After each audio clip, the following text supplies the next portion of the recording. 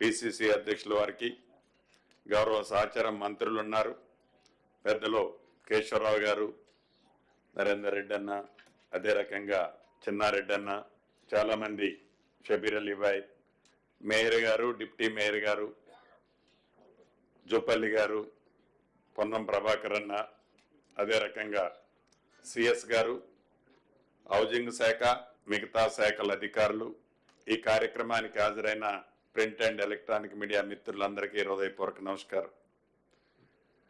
ఇది చాలా శుభదినం. ఎన్నికల ముందు ఆనాటి పిసిసి అధ్యక్షులు, ఈనాటి గౌరవ ముఖ్యమంత్రి రేవంత్ రెడ్డి గారు కానీ, ఎన్నికల ముందు రాష్ట్ర వ్యాప్తంగా పాదయాత్ర చేసిన డిప్యూటీ చీఫ్ మినిస్టర్ బట్టి విక్రమార్క గారు కానీ, మేమందరం ఏ గ్రామానికి వెళ్ళినా, ఏ నియోజకవర్గానికి వెళ్ళినా, ప్రతి ప్రాంతంలో, ప్రతి గ్రామంలో, ప్రతి డివిజన్లో ఆనాటి ఇందిరమ్మ ఇళ్ళు చూపిస్తూ, ఆ సందర్భాన్ని గుర్తు చేస్తూ, అటువంటి రోజులు రావాలని, మా కళ నెరవేరాలని యావత్ తెలంగాణ ప్రజలు సంకల్పంతో, ఆలోచనతో ఇందిరమ్మ రాజ్యం వస్తేనే ఇందిరమ్మ ఇళ్ళు వస్తాయని పూర్తిగా విశ్వసించి నమ్మి ఇందిరమ్మ రాజ్యాన్ని తెలంగాణ రాష్ట్రంలో తెచ్చుకొని సుమారు 1 సంవత్సరం పూర్తి కాబోతుంది. ఈ సంవత్సర కాలంలో గడిచిన 10 సంవత్సరాలలో ఆనాటి ప్రభుత్వం 2 BHK కార్యక్రమాన్ని చేపట్టి, అంతకుముందు ఇందిరమ్మ ప్రభుత్వంలో దేశంలో ఏ రాష్ట్ర ప్రభుత్వమో కట్టనన్ని ఈనాటి తెలంగాణ రాష్ట్రంలో సుమారు 18,56,000 ఇళ్ళు పూర్తి చేస్తే, ఇప్పటికీ మనం ఏ గ్రామానికి వెళ్ళినా ఆ ఇందిరమ్మ ఇళ్ళు దర్శనమిస్తాయి. ఏ గూడానికి వెళ్ళినా, ఏ తండాలకు వెళ్ళినా, ఎంత మారుమూల అడవిలో ఉన్న ప్రాంతానికి వెళ్ళినా ఇందిరమ్మ ఇళ్ళు దర్శనమిస్తాయి. తెలంగాణ రాష్ట్రం ఏర్పాటు చేసుకున్న 10 సంవత్సరాలలో ఆనాటి ప్రభుత్వం కేవలం 1,52,000 ఇళ్లకి టెండర్ పిలిచి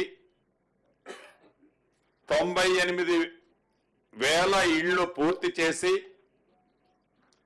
ఇందుట్లో 100% పూర్తయిన ఇల్లు 62,000 ఇళ్లుంటే, ఈ 62,000 ఇళ్లు కేవలం ఆ పార్టీకి సంబంధించిన వారికి, వారి తొత్తులకే ఇచ్చుకొని నిరుపేదలని ఆనాటి ప్రభుత్వం విస్మరించింది. ఈ ఇందిరమ్మ రాజ్యం వచ్చిన తర్వాత గౌరవ ముఖ్యమంత్రి రేవంత్ రెడ్డి గారి నాయకత్వంలోని మన ప్రభుత్వం ఏవైతే అసంపూర్తిగా మిగిలిపోయిన 35,000-36,000 ఇళ్లని పూర్తి చేస్తూ, యుద్ధ ప్రాతిపదిక మీద ఇప్పుడే హైదరాబాద్ కలెక్టరేట్ లో నేను, పొన్నం ప్రభాకర్ గారు, జూబ్లీహిల్స్ కాన్స్టిట్యున్సీ, ముషీరాబాద్ కాన్స్టిట్యున్సీలో 84 ఇళ్లు పట్టాలు ఇచ్చి వచ్చాం, డిస్ట్రిబ్యూట్ చేసి వచ్చాం బెనిఫిషరీస్ కి. వాళ్ళ ఆనందానికి అద్దులు లేవు. అటువంటి సందర్భాన్ని గత ప్రభుత్వం పూర్తిగా విస్మరిస్తే,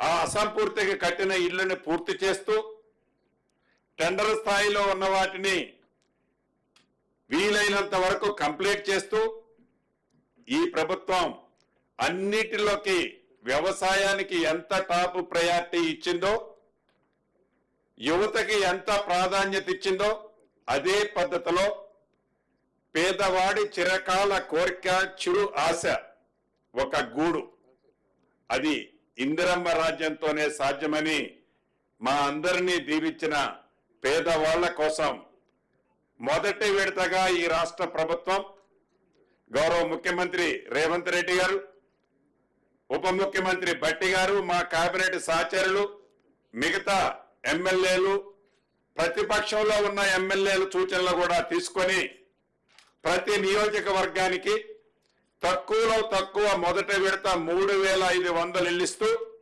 ప్రతి ఇంటికి 5 లక్షల రూపాయలు ఇస్తూ, అది 4 విడతలతో ఇచ్చే కార్యక్రమాన్ని చేపట్టి, తక్కువలో తక్కువ కనీసం 400 చదరపు అడుగుల్లో ఒక టాయిలెట్, ఒక కిచెన్ తో ఇల్లు ఏర్పాటు వారు సొంతం కట్టుకునే కార్యక్రమానికి ఈనాడు గౌరవ ముఖ్యమంత్రి రేవంత్ రెడ్డి గారి చేతుల మీదుగా ప్రజాపాలనలో లక్షలాది అప్లికేషన్లు వచ్చాయి.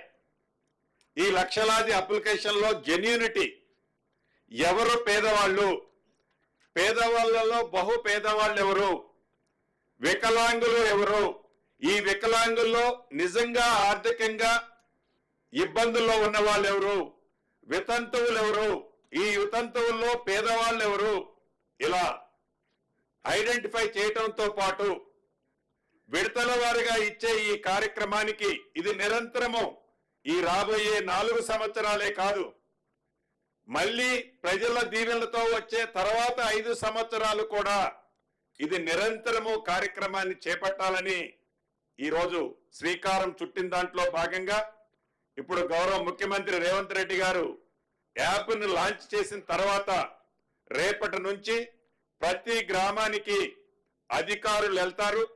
ఇక్కడ ఏ ఒక్క వ్యక్తికి కానీ ఒక్క రూపాయి కూడా ఎవరు ఇవ్వాల్సిన అవసరం లేదు. ఈ ప్రభుత్వానికి, మన ఇందిరమ్మ రాజ్యంలోని గౌరవ ముఖ్యమంత్రి రేవంత్ రెడ్డి గారి నాయకత్వంలోని మన ప్రభుత్వానికి ఒక క్లారిటీ ఉంది. పేదవాళ్లలో బహు పేదవాళ్ళకే ఈ స్కీమ్ వర్తించుద్ది. నీది ఏ పార్టీ అని అడగరు, గ్రామానికి వెళ్ళి నీది ఏ కులమని అడగరు, మీది ఏ మతం అని అడగరు, భవిష్యత్తులో మీరు కాంగ్రెస్ కి ఓటేస్తారా అని కూడా అడగరు.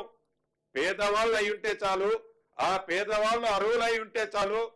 అది సంఖ్య ఎంత అన్నది ముఖ్యం కాదు. ఈ ప్రభుత్వానికి 4,50,000తో మొదలెడుతున్న ఈ కార్యక్రమం దేశంలోనే ఈ రాబోయే సంవత్సరాలలో మొట్టమొదటి స్థానంలో తెలంగాణ రాష్ట్రంలోనే అత్యధిక ఇళ్లు కట్టిన రాష్ట్రంగా ఉండే విధంగా ఏదైతే ఈ పేమెంట్ ఉందో, ఫౌండేషన్ కంప్లీట్ చేయటంతోనే ₹1,00,000 ఇవ్వటం జరుగుద్ది.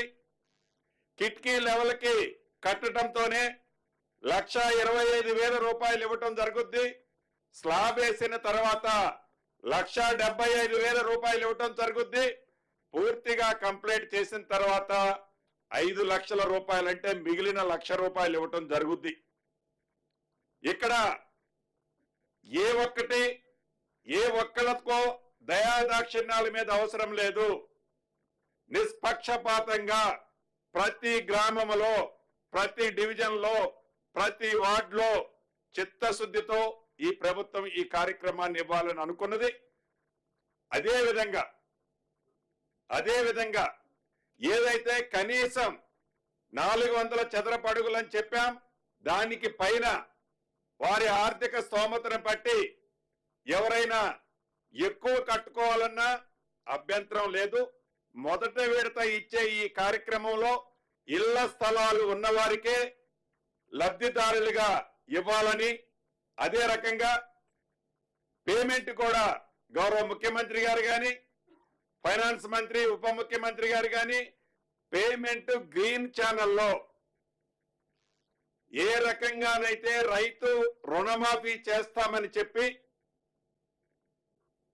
గత ప్రభుత్వం ఆర్థిక వ్యవస్థని చిన్నాభిన్నం చేస్తే ధనిక తెలంగాణ రాష్ట్రాన్ని 7,19,000 కోట్ల పైచిలకు అప్పు చేస్తే ఆర్థిక భారమున్న ఏ రకంగా రుణమాఫీ గౌరవ ముఖ్యమంత్రి రేవంత్ రెడ్డి గారి నేతృత్వంలో ఈ ప్రభుత్వం చిత్తశుద్ధితో 21,000 కోట్ల రూపాయల రుణమాఫీ చేయటమే కాకుండా వరి వేస్తే ఉరి అన్న ఆనాటి ప్రభుత్వ ఆలోచనకి భిన్నంగా రైతుల ప్రభుత్వంగా వరి పండిస్తే సన్నవడ్లు పండించిన రైతన్నకి క్వింటాల్కి తరుగు లేకుండా క్వింటాల్కి 500 బోనస్ ఏ రకంగా ఈ ప్రభుత్వం ఇచ్చిందో అదే పద్ధతిలో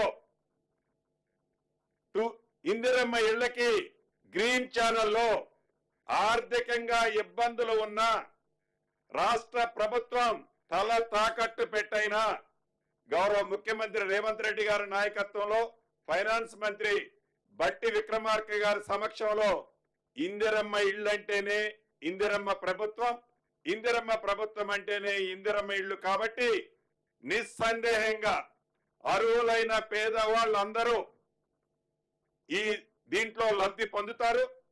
తప్పకుండా ఇస్తూ పేమెంట్ కూడా ఎక్కడా మీకు ఇబ్బంది కలగకుండా ఉండే విధంగా ఏర్పాట్లు చేసుకుంటున్నామని కూడా తెలియజేస్తూ మరొక్కసారి రాష్ట్ర వ్యాప్తంగా ఉన్న లబ్ధిదారులందరినీ, కాంగ్రెస్ శ్రేణులందరినీ, పార్టీతో పాటు ప్రభుత్వంతో అనుబంధంగా ఉన్న మిత్రులందరినీ ఒకటే రాష్ట్ర ప్రభుత్వ పక్షాన అభ్యర్థిస్తున్నాను. పేదవాళ్లలో బహు పేదవాళ్లకే మనం ఇవ్వాలి. గత ప్రభుత్వం లాగా అధికారం ఉంది కదా అని పేదవాళ్ళను వదిలేసి ధనికులకి గత ప్రభుత్వం ఎలా ఇచ్చిందో ఇందిరమ్మ ప్రభుత్వం అంటేనే పూర్తి విశ్వాసం, నమ్మకము పేదవాళ్ళ మీద ఉంది కాబట్టి ఆ పేదవాళ్ళకి ఇవ్వాలని